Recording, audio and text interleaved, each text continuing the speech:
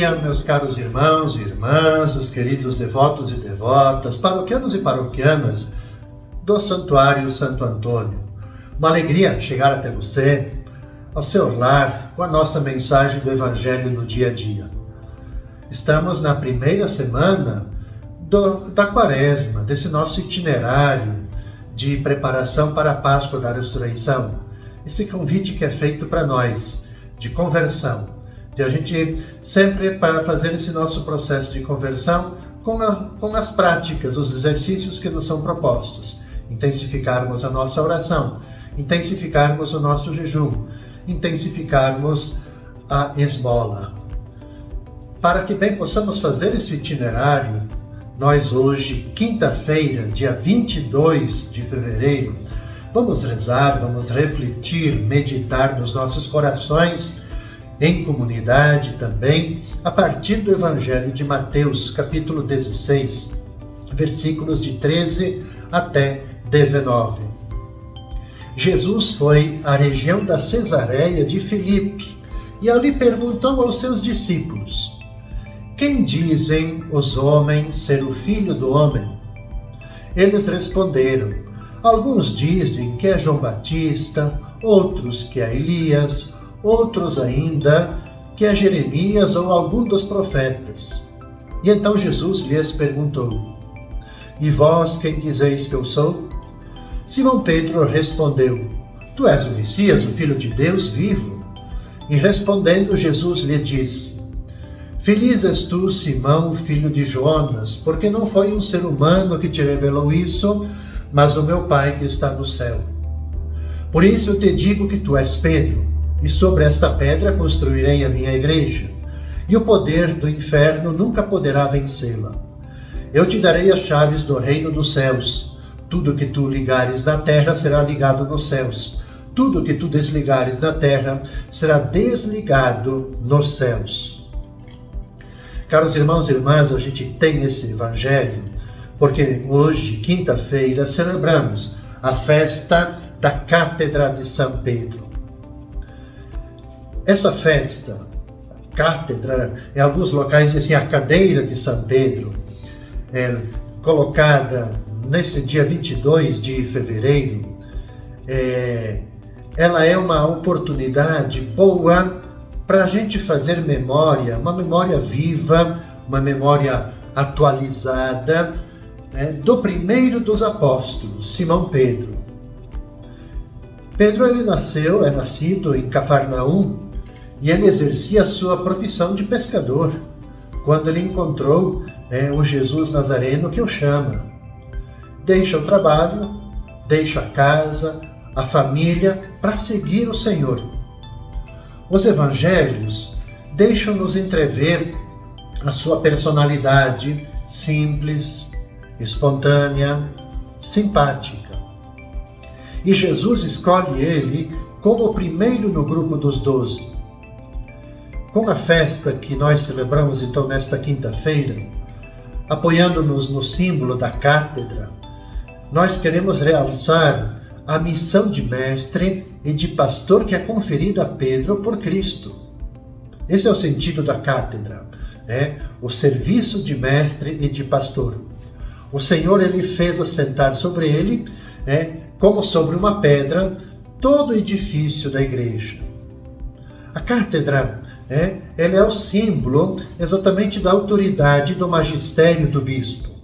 Mas a autoridade, novamente, entendida nessa perspectiva do serviço, da disponibilidade. E catedral, então, obviamente, é a igreja mãe da diocese, é a sede permanente do bispo, do pastor, do servidor. A Cátedra de São Pedro, que celebramos então nesta quinta-feira, é o reconhecimento da sua autoridade sobre a igreja. Você é Pedro, como nos diz no Evangelho de João, você é Pedro e sobre esta pedra construirei a minha igreja. Aliás, que se diz no Evangelho, não de João, mas nesse Evangelho, trecho que escutamos agora de Mateus. Então essa investidura dada por Jesus, ela foi reforçada, então sim, agora quando a gente vê no Evangelho, ouve no Evangelho de João, ela é reforçada depois da ressurreição. Alimente os meus cordeiros, alimente minhas ovelhas. Vocês podem conferir isso lá no Evangelho de João, no capítulo 21. Então, os evangelhos fazem inúmeras referências a Pedro, mas são poucas as informações sobre o seu ministério em Jerusalém, em Antioquia da Síria, mesmo em Roma. Entretanto, a sua presença e seu martírio em Roma são comprovados por muitos estudiosos. A autoridade de Pedro e de seus sucessores, os papas, se expressa exatamente então pelo serviço, à semelhança do mestre e pastor que veio para servir e não para ser servido. Para nós, sim, celebrarmos essa festa é recordarmos que nós também somos servidores. Devemos nos colocar sempre a serviço das pessoas, a serviço da construção, da consolidação, do fortalecimento de nossas comunidades e da igreja como um todo. Seguindo o nosso itinerário, meus caros irmãos e irmãs, na sexta-feira, dia 23 de fevereiro, nós vamos rezar e vamos meditar nesse nosso itinerário quaresmal com o Evangelho de Mateus, capítulo 5, versículos de 20 a 26. Disse Jesus aos seus discípulos: se a vossa justiça ela não for maior que as justiças dos mestres da lei e dos fariseus, vós não entrareis no reino dos céus. Vós ouvistes o que foi dito aos antigos: não matarás. Quem matar será condenado pelo tribunal. Eu, porém, vos digo, todo aquele que se encoleriza com o seu irmão será réu em juízo. Quem disser ao seu irmão patife será condenado pelo tribunal. Quem chamar o irmão de tolo será condenado ao fogo do inferno. Portanto, quando tu estiveres levando a tua oferta para o altar e ali te lembrares que teu irmão tem alguma coisa contra ti, deixa a tua oferta ali diante do altar e vai primeiro reconciliar-te com o teu irmão. Só então vai apresentar a tua oferta. Procure reconciliar-te com o teu adversário enquanto caminha contigo para o tribunal. Senão o adversário te entregará ao juiz, o juiz te entregará ao oficial de justiça e tu serás jogado na prisão. Em verdade, eu te digo, dali não sairás enquanto não pagares o último centavo. Caros irmãos, esse trecho, assim como é o trecho que ouviremos ainda no Evangelho de amanhã, do sábado, ele está dentro daquele contexto do Sermão da Montanha. Aqui há algo que eu gostaria de refletir com vocês. Jesus está falando da justiça. O que é justiça? O que é ser justo? Qual é a justiça de Deus? Na Bíblia, a justiça é um dos conceitos fundamentais, centrais, mas também tem uma diversidade de sentidos e por isso mesmo difícil de ser definido. De qualquer forma, trata-se de um conceito que inclui relação. Isso é importante para nós. Na perspectiva bíblica, novamente, justo é aquele que perante Deus e perante também as pessoas se ajusta, por isso justiça, ele se ajusta ao modo de agir do mesmo Deus, vivendo e agindo com a marca da bondade. Que coisa bonita isso, marca da bondade.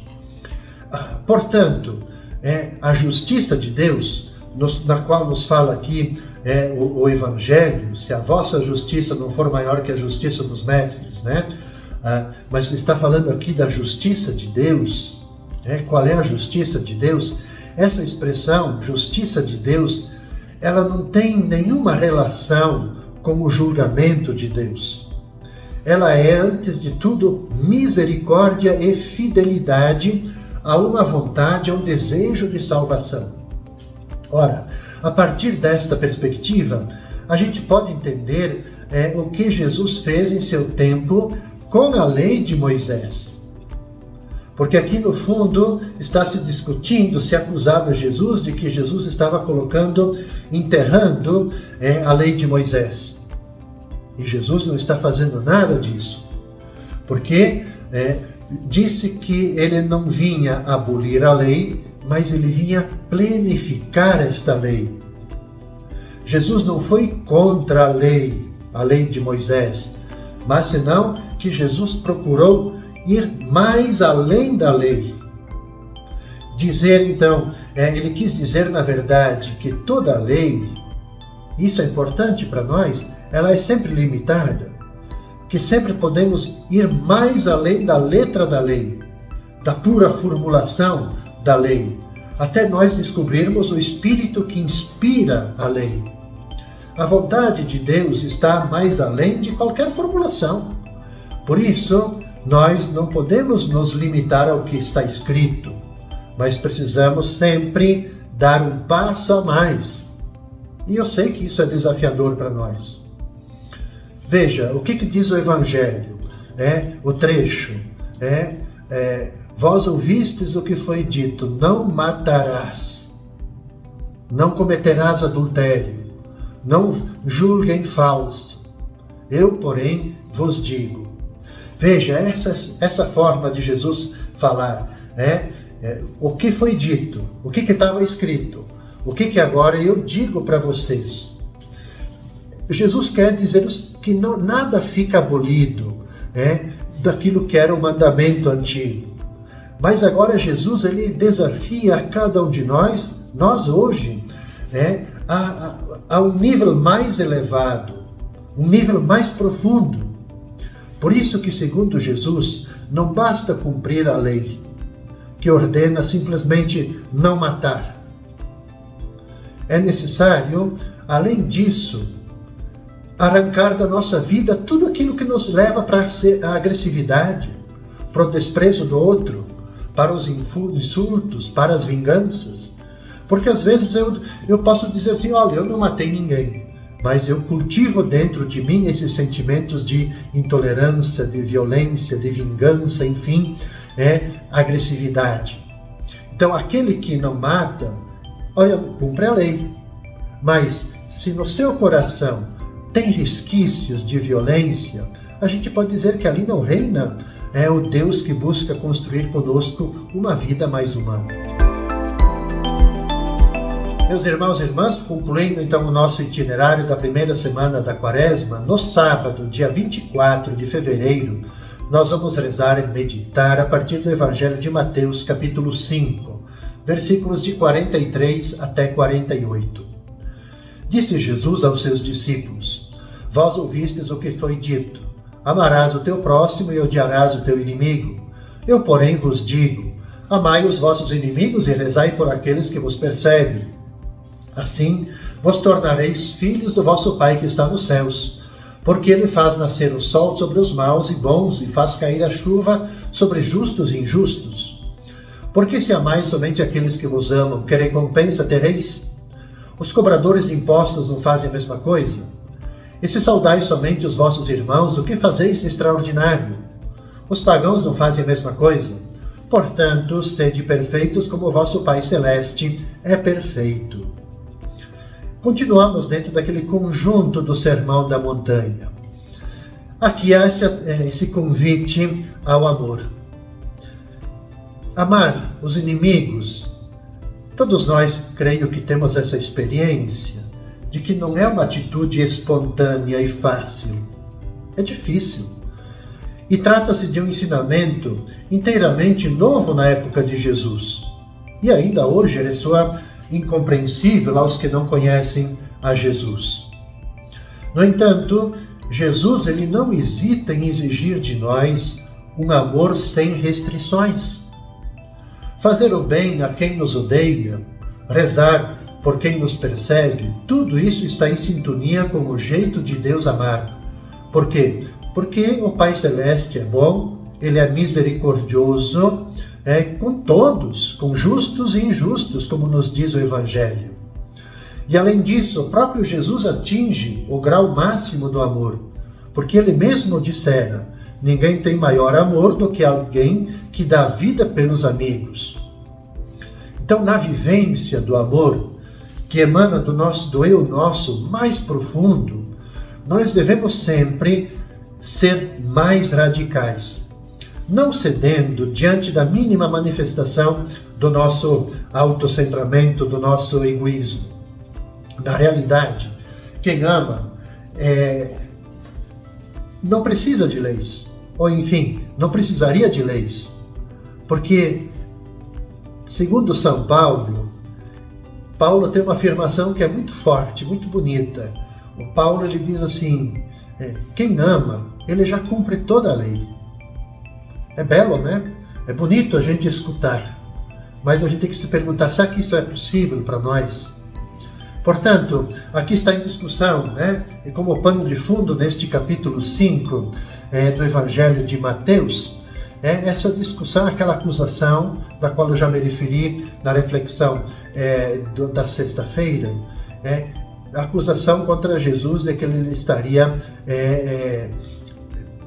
renegando os mandamentos, a lei de Moisés. No fundo, o que a gente pode dizer à luz dessas reflexões? Que os mandamentos, eles continuam tendo sentido. Os mandamentos, eles são para nós, devem ser para nós, não como peso, não como fardo que dificulta a nossa vida. Mas os mandamentos, o que Jesus quer explicitar, quando ele nos convida para ir mais além? Os mandamentos têm que ser para nós rota, um mapa de rota, tem que ser para nós uma proposta, tem que ser um chamado para a gente entender a nossa vida. A grande chave é a gente compreender cada mandamento e a gente viver os mandamentos. Não a partir do medo, do fracasso, do castigo, mas a partir da disposição da gente crescer humanamente na relação com os outros e com Deus. Então é muito importante, é necessário a gente dirigir o olhar a Jesus. Para quê? Para que na comunidade cristã a instituição ela não seja mais importante que o Evangelho, nem que a lei seja mais importante que a misericórdia. O plano de Deus e a fé cristã são muito mais que uma adesão doutrinal, mas o plano de Deus e a fé cristã, elas estão alicerçadas no humanizar-se para amar. A justiça do Evangelho, quando é centrada, que é centrada no amor, eu sempre gosto de dizer assim, que a justiça, aquilo que está no Evangelho, é como se fosse um plus para a gente, no sentido sobre a justiça humana que está centrada na lei. Elas se complementam. A justiça do Evangelho ajuda a tornar mais humana as nossas leis. Com esta reflexão, caros irmãos e irmãs, eu concluo as reflexões desta primeira semana da Quaresma. Nós vamos nos encontrar novamente na segunda-feira, neste mesmo horário. Desejo a cada um de vocês toda a paz, todo o bem, sempre com as bênçãos de Santo Antônio.